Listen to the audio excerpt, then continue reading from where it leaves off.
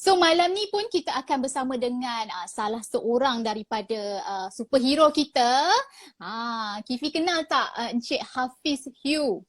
Ya, kalau Ah, saya melihat personaliti biodata profil cik saudara Hafiz ya. Hafiz. Cara perjalanan perniagaannya adalah benar-benar mengikut landasan Islam yang sebenarnya. Islam. Masya Allah, Mm-mm. Masya Allah. So kita nak tahu rahsia, kita nak tahu cerita daripada saudara Cik Hafiz kejap lagi apa yang dia boleh kongsi. Tu dia dah muncul dah. Dah masuk. Assalamualaikum Encik Hafiz. Waalaikumsalam warahmatullahi ya. Clear ke? Clear. Clear, suara saya clear. Kifi mungkin boleh izinkan saya start dulu kita punya sesi ni? Okey, boleh. Okey. Silakan. Okey, Cik Hafiz, kita nak tanyalah kenapa Cik Hafiz tubuhkan TDC Holdings dan kenapa you punya niat ni nak jalankan satu perniagaan yang patuh syariah. Wah, susah soalan mula-mula dah.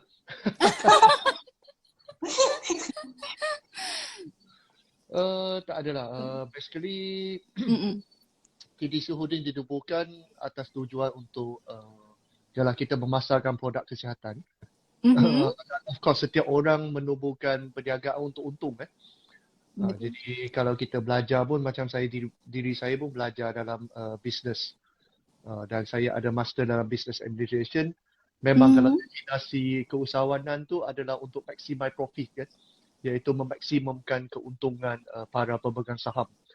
Jadi cuma saya seperti apa yang saya dengar tadi, saya bukan 22 tahun memeluk Islam. Saya baru 12 tahun. Ya, betul, 20 tahun. Tapi di usia 22 tahun, betul? Saya umur 34. Yap. Tapi ketika itu masuk Islam ketika usia 22 tahun, betul? Ya, betul. Boleh Lebih tak? Okey, sebelum Cik Hafiz bercerita lebih jauh tentang your business, boleh tak kalau kita imbas sedikit bagi yang tak tahu, macam saya pun tidak tahu, mungkin sedikit lah kita nak tahu background ataupun cerita di sebalik macam mana 12 tahun ketika awal Cik Hafiz mula mempunyai Memeluk Islam. agama Islam itu dan perjalanan kalau sudi Cik Hafiz kongsikan bersama pembaca semua viewer malam ni. Panjang perjalanannya tapi saya pendekkan. Jadi secara amnya sebenarnya saya mula kenal tentang wujudnya Tuhan semasa saya memeluk agama Kristian pada saya sekitar umur 15 tahun, 14 tahun, sekitar tingkatan 4. Jadi sebelum ini saya beragama Buddha, tapi biasalah kita Chinese letak je agama Buddha tapi tak praktik pun sebenarnya. Jadi kita tidak sangat ada pendedahan agama Buddha yang kuat, lebih kepada tentang nilai murni dan moral dia. Jadi apabila memeluk Kristian, mendapati bahawanya wujudnya satu pencipta yang maha penyayang dan maha pengasih. Di situlah mula rasa saya ingin nak carilah siapakah Tuhan ini sebenarnya. Jadi long story cut short, pada tingkatan 6 apabila dengan tercari-cari tu, form 5, form 6, jadi di antara tengah-tengah tu saya ambil CJ secara part time, CJ dalam teologi, perbandingan agama tapi dari segi sudut Christianity, dari sudut agama Kristian. Jadi semasa saya ambil CJ tu, saya rasa saya nak mendalami lebih banyak agama berbeza untuk perbandingan.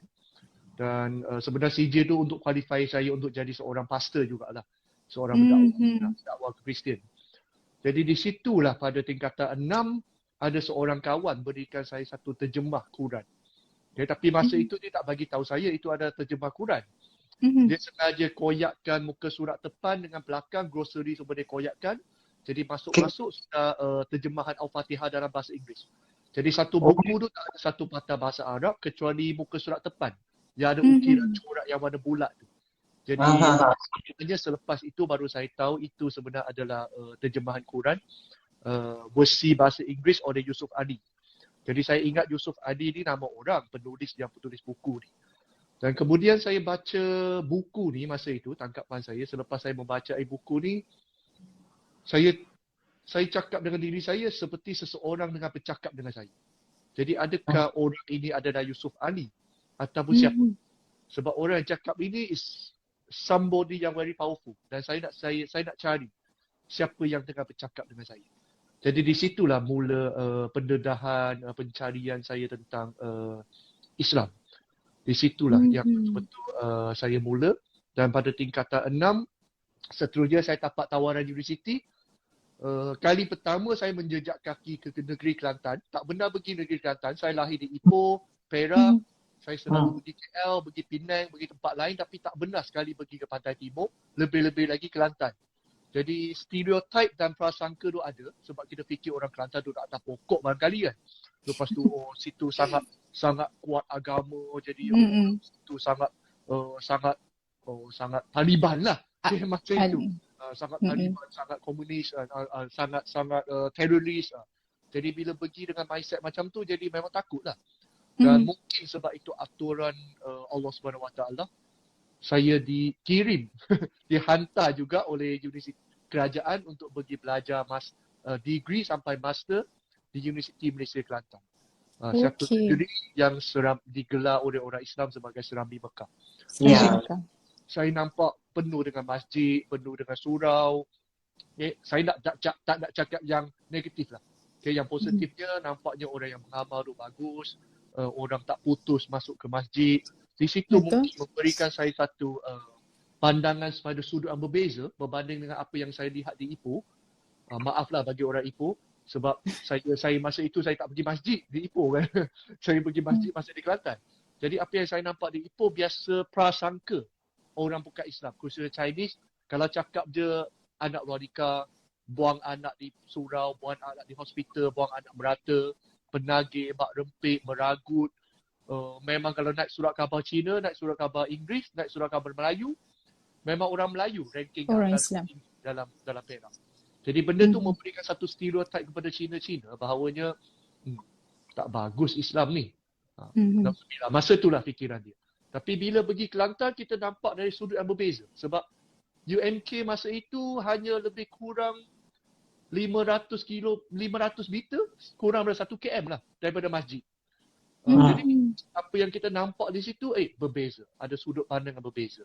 Dan di situlah mula mungkinlah Allah nak menjinakkan hati saya untuk mendalami dengan agama Islam. Dan kemudiannya selama 2-3 tahun belajar, pada tahun ketiga semasa saya ambil degree, saya melepaskan kalimah syahadah di depan kawan saya dan juga pengerusi AJK Surau. Jadi di situlah pemelukar Islam saya. Long story cut short lah. Masya Allah, Alhamdulillah. Dan saya rasa perjalanan itu sangat indah dan sangat bermakna buat Cik Hafiz sehingga mendorong Cik Hafiz sendiri membawa nilai-nilai Islam itu dalam perniagaan. Perniagaan, betul? Ya, sebab akhirnya saya jumpa siapa yang bercakap dengan saya. Rupanya orang yang bercakap tu bukan orang, iaitu Allah sebenarnya. Dan Yusuf Ali hanya seorang terjemahkan ayat-ayat dalam bahasa Arab kepada bahasa Inggeris. Jadi saya pegang kepada satu perkara, jikalau saya yakin Quran itu benar, hadis itu benar, maka ini adalah satu buku panduan dalam hidup saya. Saya selama amal prinsip, contoh kalau kita beli telefon ni kan, telefon di depan mata, laptop kita, pencipta dia pasti akan sediakan buku menu. Buku menu tu lengkap kan, macam mana telefon ni, dimensi dia berapa, berat dia berapa, technical info dia, spek dia macam mana, charger dia macam mana, dalam tu ada apa, software dia apa, dia lengkap, dia complete. Dan dalam tu ada software, ada orang guna iOS, ada orang guna Android, everything akan ada user manual yang cukup complete.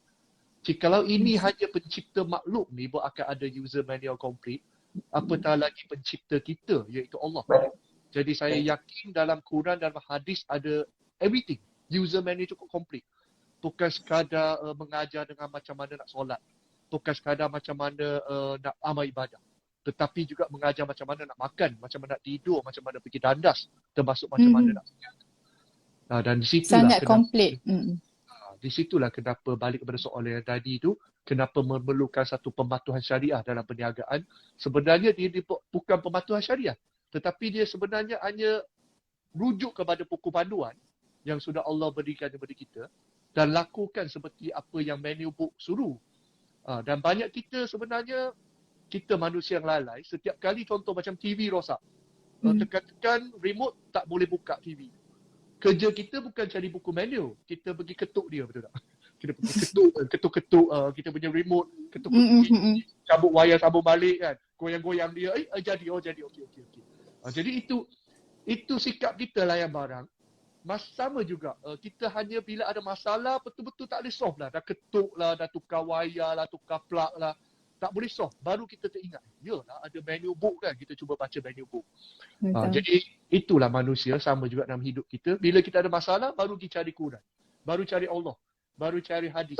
Di mana benda tu salah. Sepatutnya perkara pertama kita kena buka bila kita nak mula hidup kita, ataupun bila kita nak mula guna kereta yang kita baru beli, sepatutnya baca dulu buku menu. Kan? Tak payah kena isi angin berapa banyak, mana nak setting dia punya butang, setting dia punya mirror, side mirror, macam mana adjust seat dia, steering dia. Semua tu ada di buku menu. Tapi kita tak suka baca buku menu. Kita tak baca. Kita lempar tepi, tak tahu bagaimana. Bila kereta tak boleh start, ada masalah, baru kita gelabah. Jadi bagi saya pematuhan syariah tu sebenarnya hanya bukan apa yang special sangat, tetapi hanya merujuk kepada buku panduan yang ada untuk menjalankan satu perniagaan. Di mana sebenarnya destinasi sila. Cik Hafiz mungkin boleh share macam mana bila Cik Hafiz datangnya idea untuk mulakan bisnes tu. Okey, kejap ni. Sebelum tu, yang tadi cerita tadi yang bila Cik Hafiz memeluk Islam tu, saya belum habis kat situ lagi. Saya masih nak korek lagi. Kalau if you don't mind Cik Hafiz, macam mana penerimaan keluarga Cik Hafiz ketika itu? Bila Cik Hafiz memeluk agama Islam ketika masih menuntut di universiti? Ya, semasa saya melafazkan kalimah syahadah pada malam itu, lepas 3 hari sebenarnya masuk 31 Ogos, Hari Merdeka. Jadi Hari Merdeka itu cukup penuh makna bagi saya. Masya Allah. Saya bawa saya pergi jumpa ustaz dan juga pegawai-pegawai di universiti memaklumkan perkara ini. Dan kemudian mereka bersuara tau. Serius, dia orang bersuara sebab ini kes pertama berlaku di universiti. Oh, tak pernah ada lagi orang tukar memeluk Islam? Ya. Dan pegawai tu berbincang, ada yang ada pengalaman sedikit sebanyak, ada yang tak ada.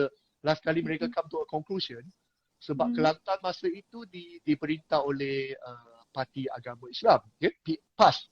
Dan masa itu PAS bukan macam sekarang bergabung dengan UMNO. Dulu mereka bergaduh kan. Jadi masa itu tekat dengan pilihan raya. Dan isu pengislaman, isu tentang UMNO, isu tentang PAS, isu dengan royalti minyak dan lain-lain memang dengan gebar-gebu masa itu.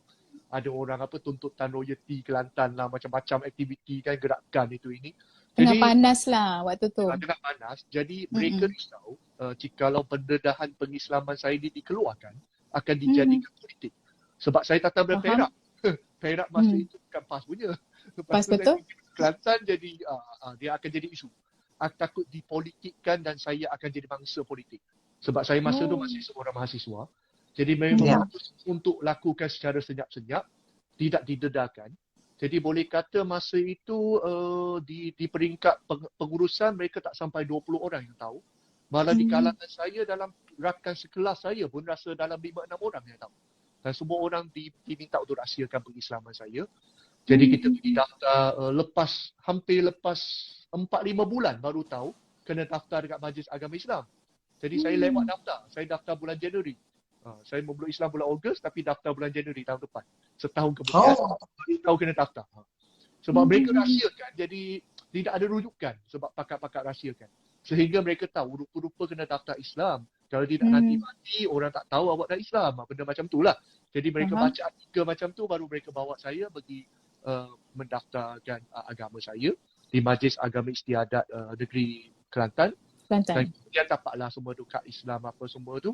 Dan Kelantan masa itu sedikit tradisional lagi. Mereka tak boleh terima seperti apa yang berlaku di Selangor sekarang. di mana pemuda Islam tak semesti kena tukar nama. Okay, jadi kita ada macam tokoh dakwah kita macam Brother Lim Jui Soon. Okay, ya macam Firdaus Wong Woon Heng ataupun Prof Taufik Jab Yun Heng. Jadi mereka boleh kekal nama mereka. Tapi di Kelantan tak boleh. Dia kena letak nama Melayu atau nama Islam lah. Jadi itulah jadi Muhammad Hafizuddin Hubi Abdullah. Dan kena bingkai daripada Abdullah. Jadi semua benda tu bila dah settle, keluarga saya tak tahu. Dan mereka nasihat bagi tahu dulu sehingga saya betul-betul sedia. Jadi tak tahulah, tapi macam mana pun saya dah masuk tahun keempat. Jadi bila dah habis tamat pengajian, pihak universiti akan hantar surat convocation. Surat convocation tu sampailah di rumah saya di Ipoh. Jadi nama saya dah ubah kan. Oh, masa tu baru diorang tahu. Ya. Okey. Jadi di situ dah mereka dah tahu dan saya akan jangka surat tu akan hantar. Sebab bila mereka dah mula hantar surat, saya baru teringat. Surat. Surat tu kena hold dulu. Jadi saya pergi Pak Kuti. Apa kata surat tu hold dulu. Tapi dia kata, tak sempat dah. 2 hari lepas sudah kirim. Dah kirim. Dah kirim melalui pos laju dah. Jadi tak boleh tarik balik. Jadi malam tu saya tak boleh tidur. 2 malam saya tak boleh tidur. Last kali saya ambil keputusan. Sebelum surat tu sampai, saya sendiri dah bagi tahu. Saya type email panjang-panjang. Saya takut nak bagi tahu dengan call, dengan SMS, dengan WhatsApp apa pun. Saya type email. Saya guna email, saya type cukup panjang lebar. Cerita. Panjanglah email tu saya simpan sampai hari ni. Lepas tu 2 hari, tak ada orang reply. Tak ada reply, mak ayah saya pun tak call. Lepas hampir seminggu saya rasa, mungkin surat tu boleh sampai. Baru mereka kata mereka nak datang jumpa. Di situlah segala benda Rahsia terbongkar. Rahsianya terbongkar. Lepas tu saya risau. Saya ajaklah ustaz-ustaz, ajaklah pegawai-pegawai ikut sekali pergi jumpa dengan mak ayah saya. Jadi macam mana pun 5 tahun pertama tu memang agak challenging. Sebab keluarga saya agak sukar nak terima. Sebab dia bagi orang yang long story cut short, saya bagi senang faham. Dia seperti tiba-tiba anak kita balik jumpa kita, bagi tahu, mak, saya dah berpeluk Kristian dah. Dia beri implikasi. Dia beri implikasi. Seperti itulah.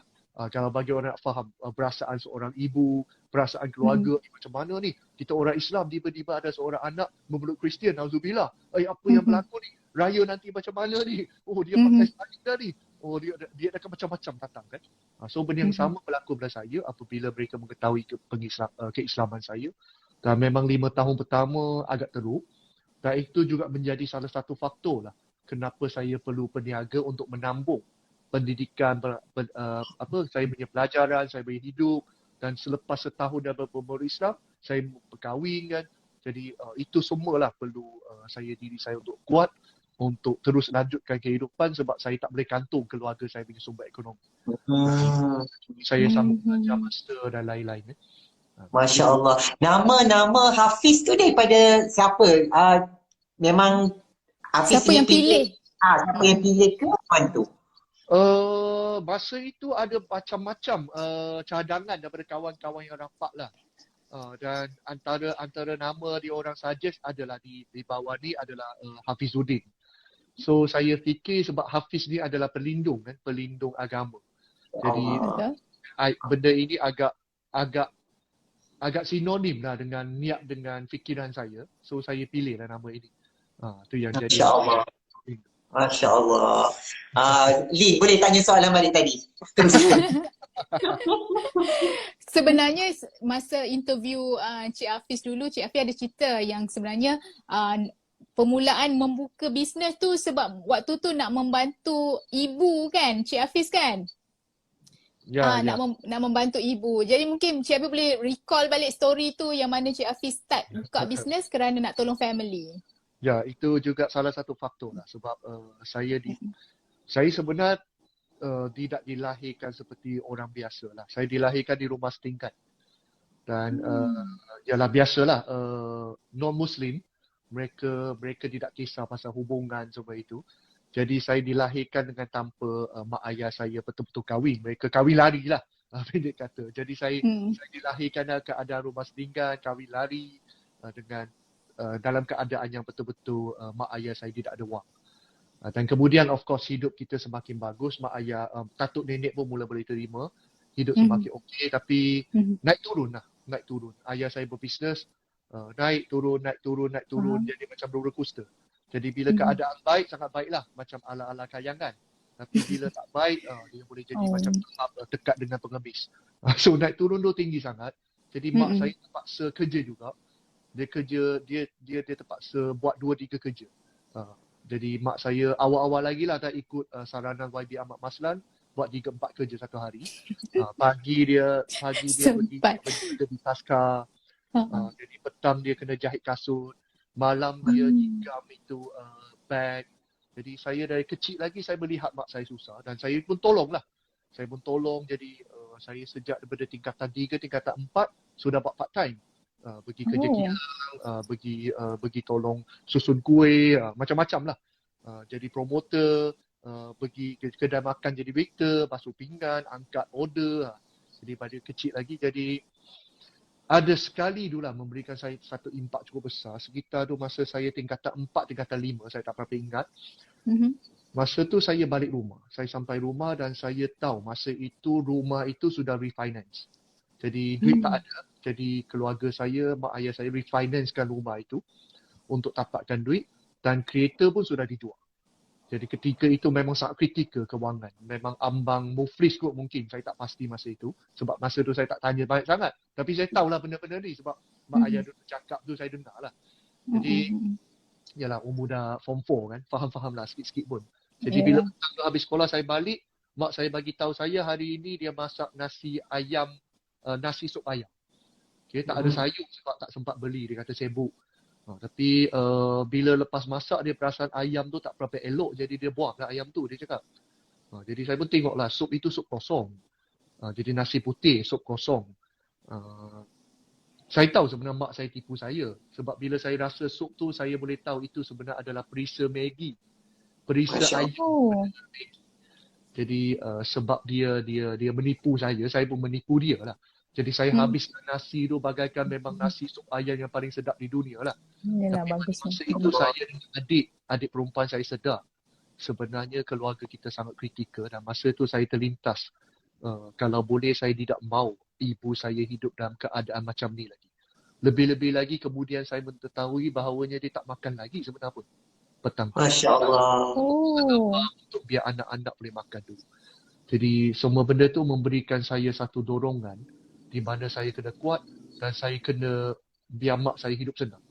Jadi situlah saya start cerita kelakarnya. Saya balik sekolah tanya cikgu macam mana jadi kaya. Macam mana?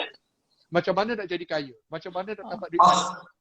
Jadi adalah macam-macam lah. Cikgu berajar accounting lah, ekonomi lah, macam-macam kan. Saya tak buat hati. Itu semua ilmu-ilmu untuk kira duit. Duit tak ada lagi nak kira macam mana kan. Saya tak buat hati. Saya tanya di library bagaimana. Cuma librarian di sekolah pun, perpustakaan tu jawab, buku ni tak ada di sekolah ni. Kena di bookstore. Popular bookstore lah, MPH lah dan lain-lain. Saya pun pergilah. Pergi tanya cashier tu ada buku tak macam mana jadi kaya. Jadi adalah kan buku-buku motivasi, buku-buku tentang ekonomi, buku-buku tentang Bill Gates, tentang Warren Buffett, tentang usahawan. Jadi saya daripada tingkatan 4, tingkatan 5 duduk baca buku macam tu lah untuk jadi kaya. Jadi apabila budak-budak lain masih baca komik kan, duduk layan anime, saya lebih fokus untuk baca buku-buku macam mana nak cari duit banyak jadi kaya. Baca tentang macam mana trading saham, macam mana buat bisnes kan, macam mana beli property kan. Jadi situlah yang membina minat saya dalam bidang perniagaan sebenarnya. Okey. Jadi saya rasa memang sangat terpanggil pada saya untuk ceritanya memang sangat menginspirasikan kepada mereka yang lain dekat luar sana bahawa perjalanan hidup apa yang ada sekarang, orang mungkin nampak apa yang ada sekarang. Nampak Cik Hafiz sekarang bergaya pakai suit, dengan kereta mewah, dengan penjualan yang tinggi during MCO. Tetapi di sebaliknya, di dalam kasut, di dalam diri, apa yang perjalanan yang Cik Hafiz lalui itu, Masya Allah, hanya kekuatan yang ketika itu saya tidak dapat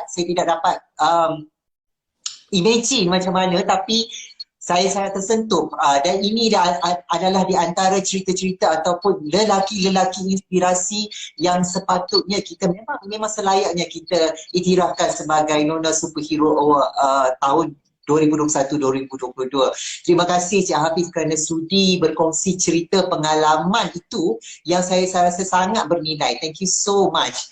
Sekarang kita boleh cerita lagi. Dah masa kecil duk belajar nak jadi kaya. So cerita pula macam mana Cik Hafiz boleh capai during MCO. Saya dengar boleh capai berapa ratus juta.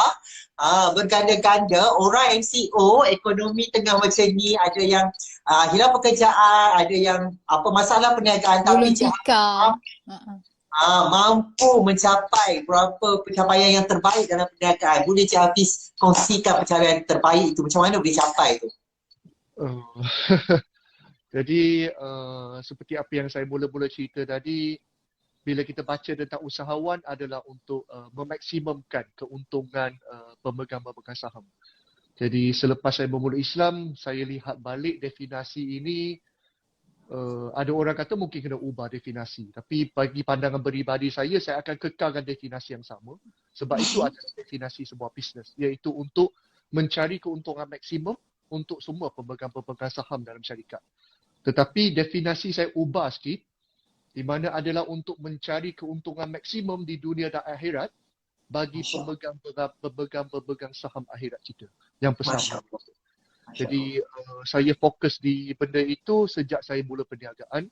Itu yang saya nak cuba capaikan, supaya saya nak pastikan setiap orang bersama dengan saya bukan je ada keuntungan di dunia, tetapi keuntungan tu boleh bawa ke akhirat. Dan benda ini yang kita jarang sentuh, dan saya nampak mungkinlah di circle saya jarang sentuh. Macam mana bukan je kita boleh kaya di dunia, tapi boleh kaya di akhirat. Dan di situlah setiap kali bila saya mula perniagaan, saya akan pastikan niat saya betul. Sebab apa yang diajar oleh Rasulullah SAW adalah segalanya bermula dengan niat. Tak kisah kita nak solat ke, nak makan ke, nak kencing ke, nak berak, nak tidur sekalipun, kena mula dengan niat. Dan kalau niat kita betul, insya-Allah membawakan kita, perbuatan kita, percakapan kita, bisnes kita akan betul. Jadi di situ kena betulkan satu definisi perniagaan saya, satu tujuan saya bila dapat kekayaan saya nak convert kepada saham akhirat. Jadi di situlah kita cuba untuk amalkan satu perniagaan yang tidak benar akan rugi. Sebab memang ada tulis dalam Quran, okay? Surah Al-Saf. Izinkan Allah, ingat kami beritahu, Allah bagi tahu satu perniagaan takkan rugi.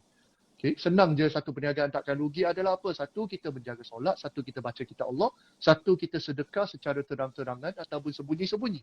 Dan insya-Allah orang yang melakukan tiga perkara ni adalah mengharap sesuatu benda yang tidak, satu perniagaan yang tidak benar akan mengalami kerugian. Jadi bila saya nampak benda ini, saya macam dapat satu petua, satu formulasi.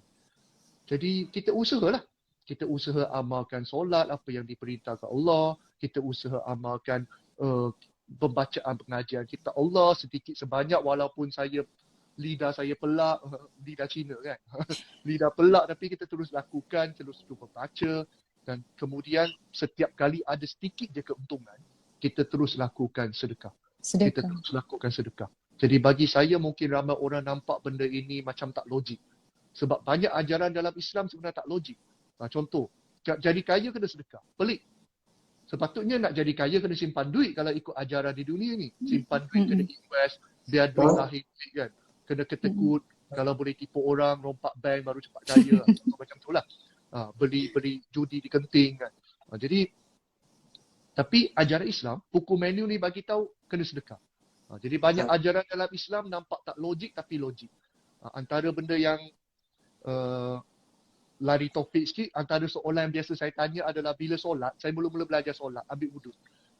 Jadi lepas tu dia bagi tahu kalau tengah-tengah solat jemaah apa pun, tiba-tiba kita terkentut, solat kita batal. Sebab wuduk tak ada. Kita kena ambil semula wuduk. Jadi saya bertanya ustaz tu, alhamdulillah saya jumpa ustaz yang nakal lah. Jadi saya tanya ustaz tu, ustaz, kenapa bila kita tengah solat, kita kentut, kita basuh muka, kita tak basuh bawah tu? Sebab kentut busuknya bawah tu kan. Tapi kita tak basuh langsung. Kita ambil balik wuduk tak basuh pun tempat kita kentut tu. Jadi soalan tu nakar, betul tak? Soalan tu nakar dan ustaz jawab dengan nakar. Dia kata memang betul. Kentutnya yang busuknya di bawah. Tapi yang malunya di mana? Sebab tu lah Muka. kena muka.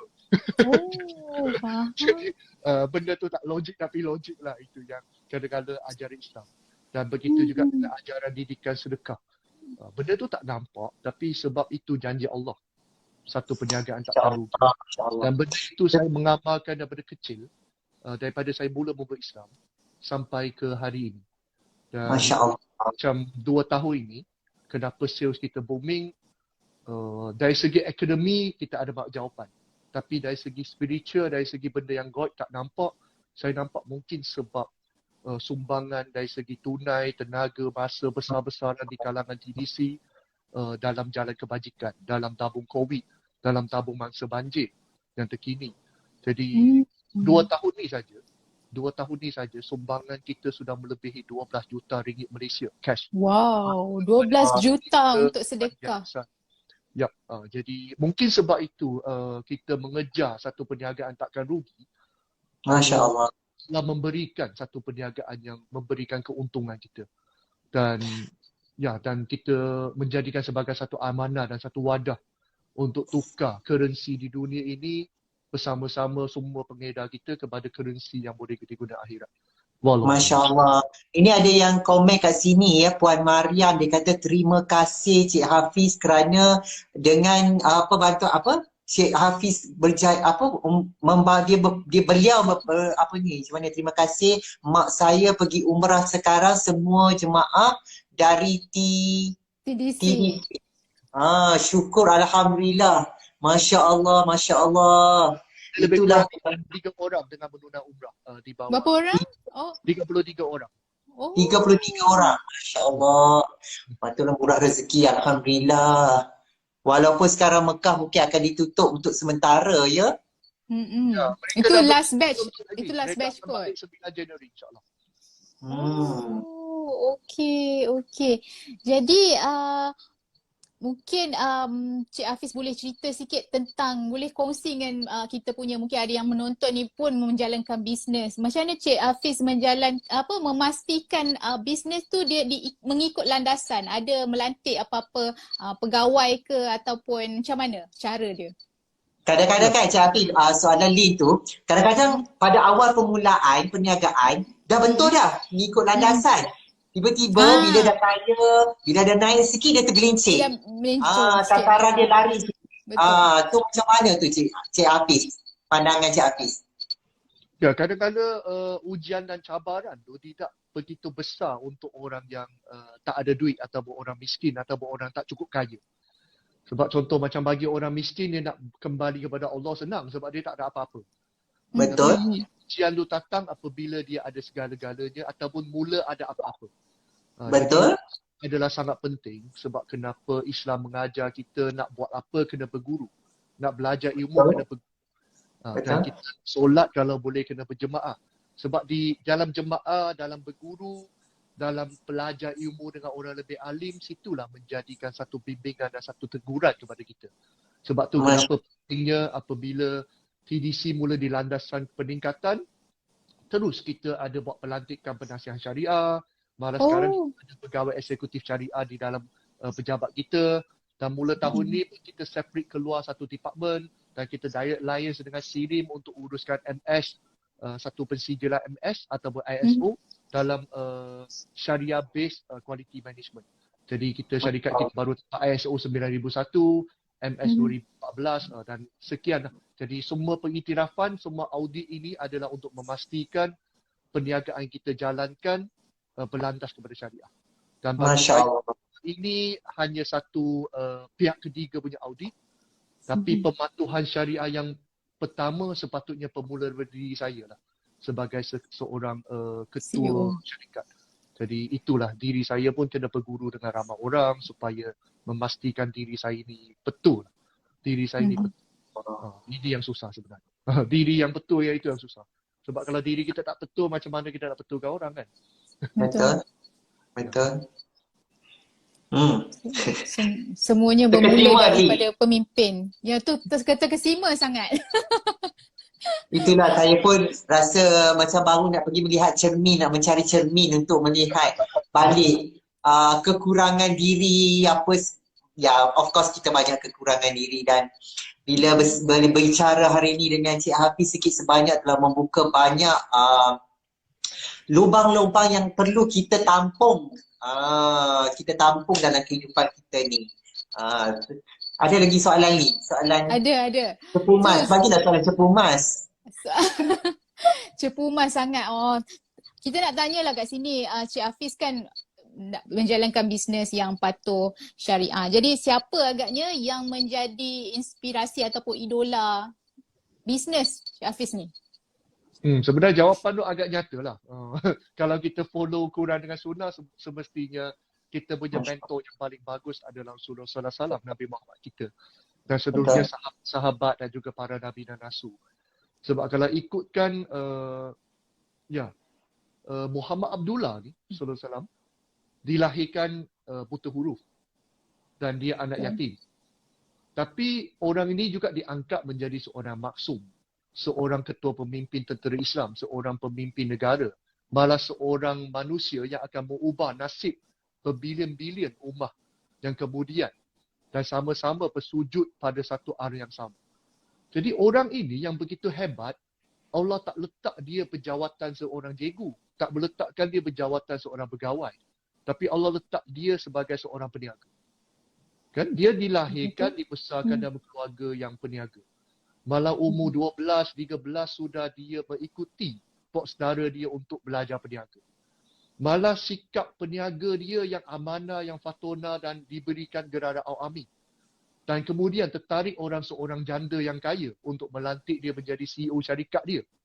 CEO syarikat Siti Khadijah. Untuk tolong dia uruskan operasi ekspor import unta. Okay, daripada sini pergi sampai Yaman, pergi sampai kota, pergi sampai macam-macam tempat. Jadi pada usia muda sudah dilantik jadi CEO, jadi tauke trading, membantu janda ini. Dan kemudian sampai janda ni jatuh hati, kemudian dia kahwinlah pasangan ini. Jadi Allah menjadikan orang maksum ni bukan bermula dengan seorang pegawai, pembesar, karyawan, tapi menjadikan dia seorang anak yatim, seorang buta huruf dan seorang peniaga. Jadi saya yakin ini adalah seorang mentor yang cukup luar biasa. Sebab beliau berjaya mendidik begitu ramai berbilion-bilion, malah trilion manusia masa akan datang sampai ke kiamat untuk melakukan satu gerakan yang bagi orang Islam tak ada logik. Kan kita solat 5 waktu, gerakan kita semua sama dan tak ada logik. Menghala kepada arah yang sama. Sampai hari ini ada orang boleh jawab kenapa 2, kenapa 4, kenapa 3 rakaat. Kenapa 5 waktu. Kenapa kena buat macam ni? Tak ada. Dan kita takkan soal pun. No question asked. Sebab Rasulullah suruh buat, maka kita buat. Sebab Allah suruh buat, maka kita berintah. Benda ini sangat tak logik bagi orang bukan Islam sebenarnya. Contoh, kalau saya lah, mentor bisnes. Saya ajar kifi. Setiap bangun pagi kena tepuk muka 3 kali. Ajarlah kepada anak-anak buah kalau nak berjaya dunia akhirat. Jadi setiap hari dia bertepuk muka 3 kali. Contohlah. Dan minta dia sampaikan kepada semua orang. Sampai kepada 1 juta orang. Saya tak rasa ilmu ni akan sampai 1 juta orang. Silat-silat TV buat 3 hari dah marah saya dah. Bodoh orang ni. Tepuk sampai merah muka. Tapi Muhammad Abdullah ni mengajar satu gerakan. Tonggang-tonggek kan. Rukut, sujud. Lepas tu sapu muka. Lepas tu ini, tu angkat takbir. Lepas tu baca ayat. Berulang benda sama. Sampai meninggal seorang tu. Dan sambung pula anak cucu cicit cuak. Malah sambung kepada orang bukan Islam. Tertarik kena buat gerakan sama. Ke arah yang sama. Tanpa tanda banyak. Jadi itu pengaruh Rasulullah ni sangat kuat. Dan saya rasa kalau kita nak belajar dengan satu mentor bisnes ke, mentor kehidupan ke, mentor apa pun, mentor politik ke, mentor pemimpin ke, saya rasa dia seharusnya menjadi seorang tokoh ataupun seorang mentor yang paling utama yang kita kena rujuk. Sebab dia juga satu-satu manusia yang dirakam, ditulis, dicatat daripada hujung rambut sampai hujung kaki, macam mana akhlaknya, percakapannya, perbuatannya. Tak ada manusia di dunia ni akan dicatat dengan sebegitu terperinci. Kita cakap Bill Gates hebat. Cuba kita baca Bill Gates macam mana ketinggian dia, mata dia, apa yang dia buat di tandas, macam mana cara makan. Itu semua tak ada riwayat, tak ada catatan. Tapi Muhammad Abdullah ni sedetail itu. Macam mana dia berak pun orang pergi intai kan. Dia luda dua orang sambut kan. Macam mana dia tidur pun orang nak tiru. Jadi manusia ini komplit. Dicatat dan kita ikut je. Mentor bisnes kita ini dalam kehidupan, dalam ibadah, dalam everything. InsyaAllah kita beri selamat dunia dan akhirat. Walau. Masya Allah. Cik Hafiz, kalau dekat sini ada yang kata tolong saya, ataupun dekat luar lah ada yang kata Cik Hafiz, saya pun nak jadi kaya, tolonglah saya, bantulah saya. Banyak rayuan-rayuan macam tu. Apa yang Cik Hafiz boleh katakan kepada mereka ini? Ya, sebenarnya saya pun memerlukan pertolongan sebenarnya. Ramai orang memerlukan pertolongan. Dan banyak kita ada satu tanggapan bahawasanya kita minta tolong dengan makhluk. Okay, minta tolong tak kisahlah untuk kaya ke, untuk bisnes ke, untuk ilmu ke, untuk luluskan exam ke, untuk masuk politik ke, untuk jadi menteri ke, apa pun lah. Surat sokongan dan lain-lain kan. Jadi kita suka minta dengan makhluk dan kita mengagungkan makhluk. Itu menjadikan satu asbab kadang-kadang kenapa kita kurang berjaya. Ataupun apabila kita berjaya pun, kita lupa Tuhan. Sebab kita ingat benda ini makhluk yang bagi. Saya kena kerja bersungguh-sungguh, kalau tidak bos potong gaji saya. Betul. Saya kena audit bos saya, kalau tidak nanti gaji tak naik, jawatan tak naik. Betul. Jadi saya kerja, saya takut menteri nampak saya curi tulang, nanti saya kena rujuk jawatan. Saya buat ini sebab saya nak tapak undi rakyat supaya saya boleh terus kekal jadi YB. Jadi semua itu kita berharap kepada makhluk. Dan kita lupa sebenarnya yang maha memberi rezeki adalah Allah. Okay, rezeki min Allah. Konsep itu banyak orang salah faham. Mereka ingat mereka kena buat sesuatu kepada makhluk, baru mereka dapat. Dan mereka ingat mereka kena buat sesuatu, baru Allah bagi. Contoh, awak ni tak murah rezeki sebab awak tak pakai duduk. Awak ni tak murah rezeki sebab awak tak solat. Awak ni hidup susah sebab awak ni tak bayar zakat. Banyak orang suka memberikan hukuman menjadi Tuhan. Menjatuhkan hukum. Satu, kita suka minta dengan makhluk. Kedua, kita suka menjadi hakim ataupun mengganti tempat Tuhan. Menjadi speaker ataupun wakil suara Tuhan. Awak tak buat ini, awak tak amal ibadah ini. Sebab itu awak tak boleh merasa tak kaya. Awak hidup awak ceraru. Sebab itu awak cerai, sebab awak tak solat. Jadi bagi saya semua ini adalah dua tangkapan ini adalah sangat-sangat salah. Jadi apabila kita minta tolong, kita minta kepada Allah. Itu pertama. Sebab bila kita minta everything dengan Allah. Dan kedua, Allah tak benar kata awak kena pakai dudung baru dia bagi duit. Allah tak benar kata awak kena solat 5 waktu baru Allah akan bagi awak hidup. Itu semua adalah ayat makhluk. Tak kisah orang tu solat ke tak solat, Allah masih bagi dia nyawa. Dia masih boleh bangun beribadah. Ada ramai sangat orang kaya di luar sana, Bill Gates semua tak solat seumur hidup. Mereka sangat kaya. Okay, ramai orang tak tutup aurat langsung. Sampai bogey jalan di tepi pantai. Okay, tapi mereka hidup senang, mereka hidup bahagia. Jadi Allah tidak akan judge, tidak akan menghukum manusia itu sehingga pada hari kiamat. Jadi di dunia ini, selagi kita masih bernafas, Allah sebenarnya masih buka luas pintu taubat kepada kita. Allah masih dengan tunggu mencurahkan rezeki daripada langit kepada kita. Hanya tunggu kita minta. Hanya tunggu kita minta. Dan kita minta bukan sebab kita berharap daripada makhluk. Kita minta dengan sekumpal daging dalam badan kita, iaitu hati kita, yang ikhlas. Dan keikhlasan tu bagi saya tak boleh dinilai atau dihukum oleh orang lain. Orang lain tak hak nak berhukum kita sebab kita tak pakai tudung, kita tak tutup aurat, kita tak solat 5 waktu dengan tepat. Orang tak hak menghukum. Sebab keikhlasan tu adalah antara kita dengan Allah. Di mana benda ini yang kita kena betulkan sebelum ini.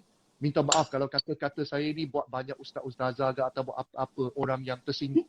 Sebab sentiasa bagi saya keikhlasan diri kita dengan Allah itu hanya kita dengan Allah. Kadang-kadang kita sendiri pun tak tahu kita buat benda tu ikhlas ke tak sebenarnya. Kan? Kita hulurkan duit kepada anak yatim.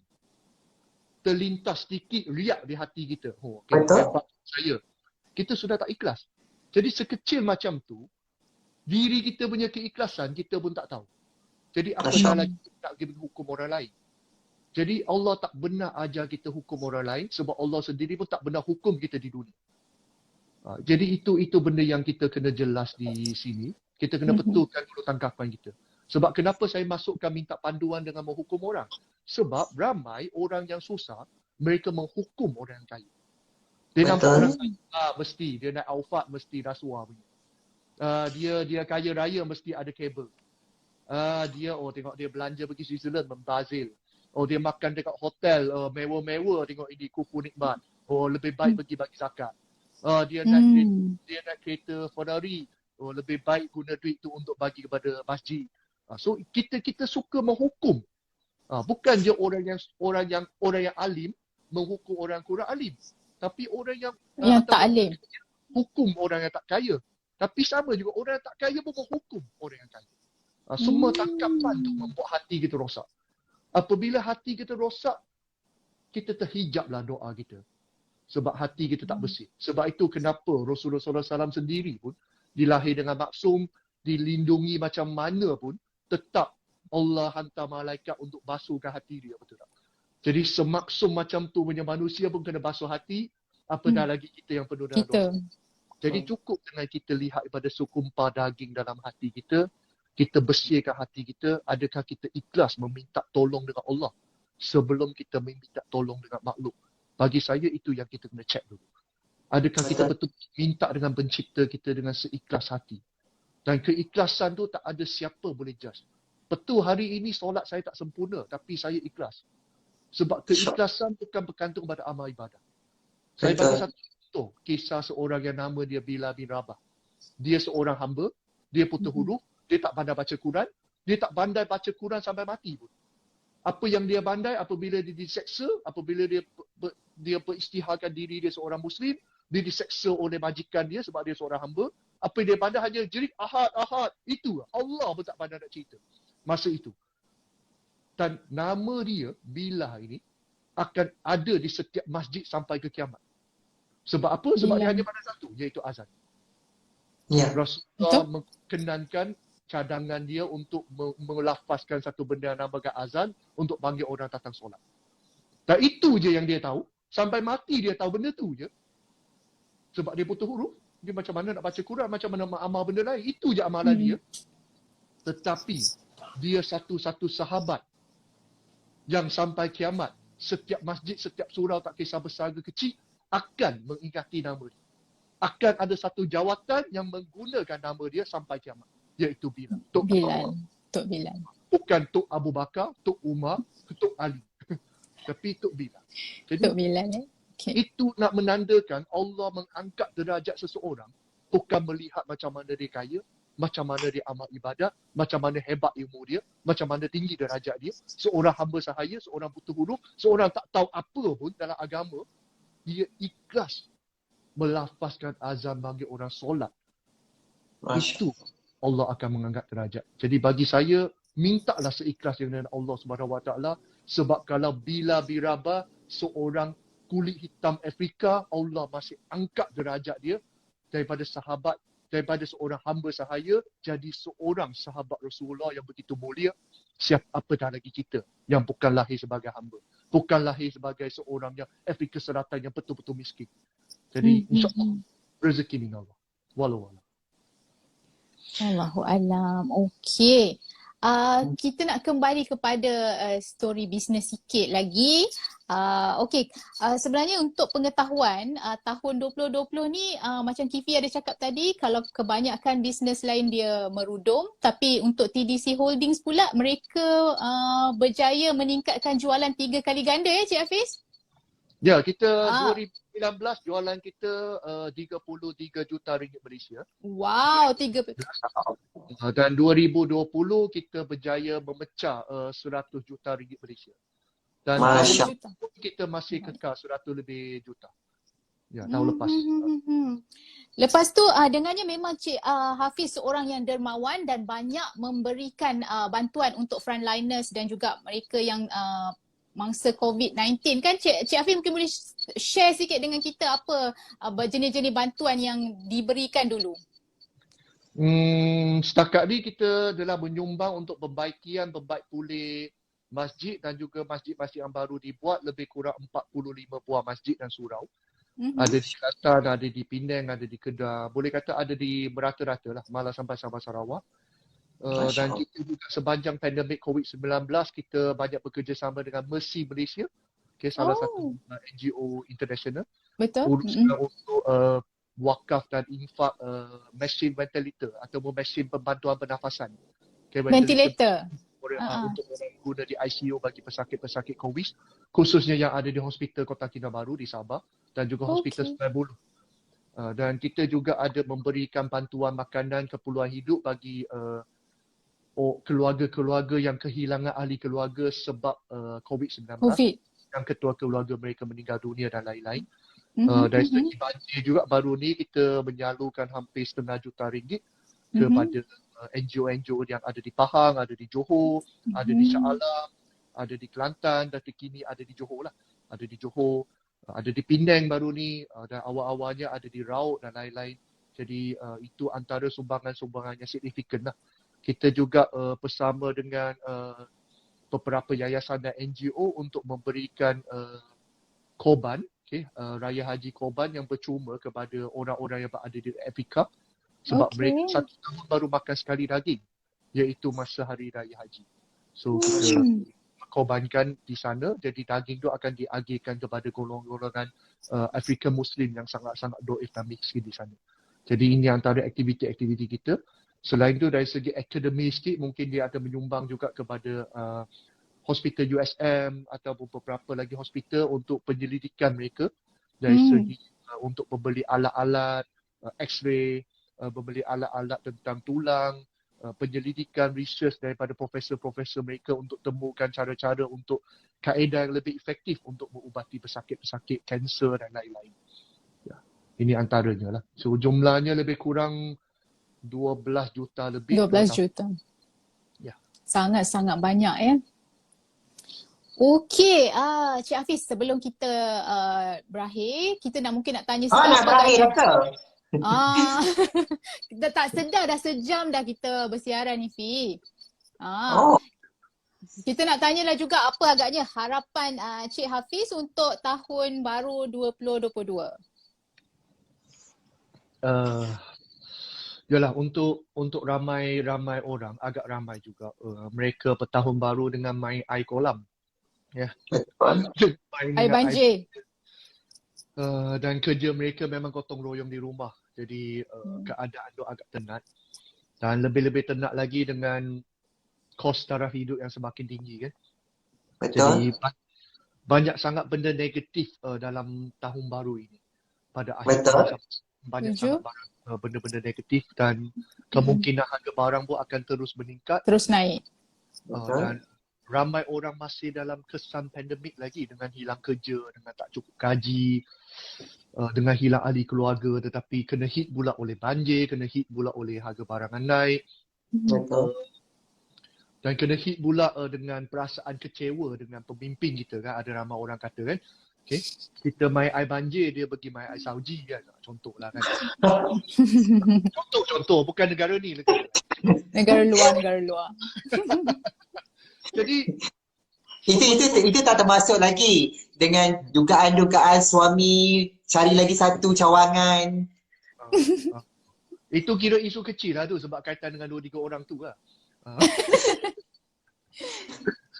Jadi apa yang kita perlu lakukan adalah kita kena kekal minda yang proaktif supaya kita tergolong dalam golongan yang mendapat limpahan rezeki daripada Allah SWT.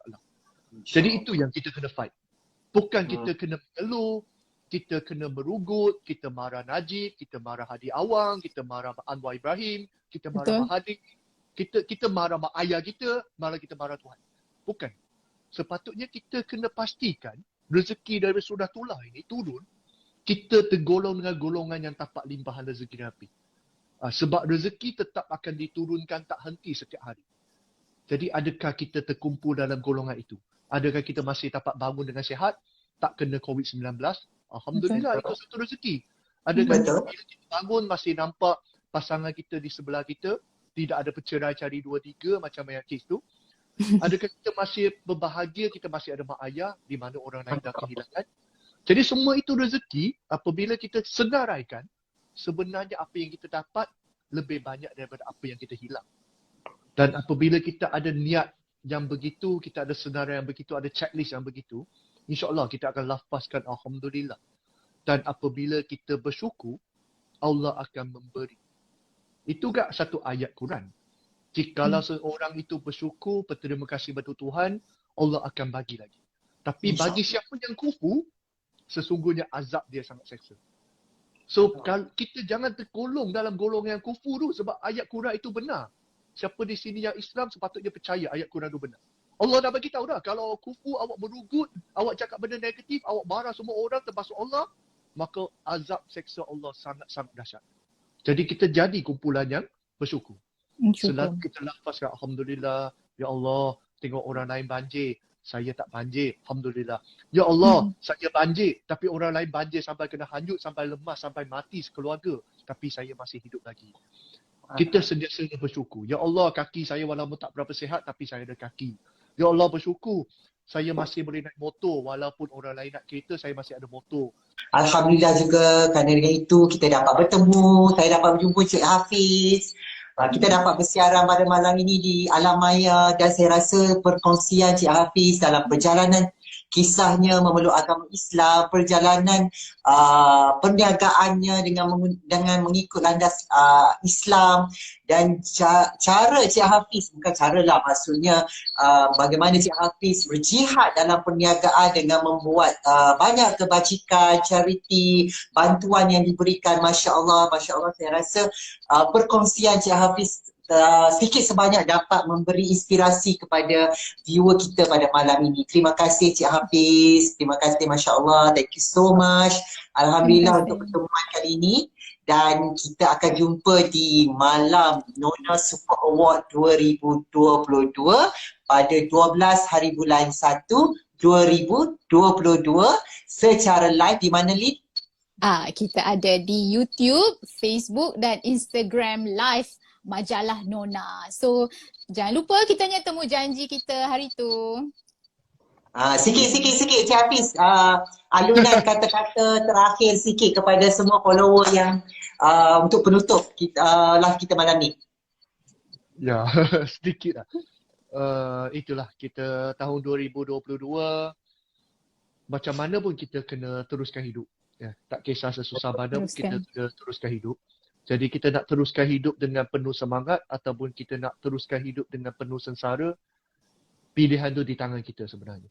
Kita boleh melihat pandemik ini sebagai satu benda yang memutuskan rezeki kita juga boleh melihatnya sebagai satu peluang.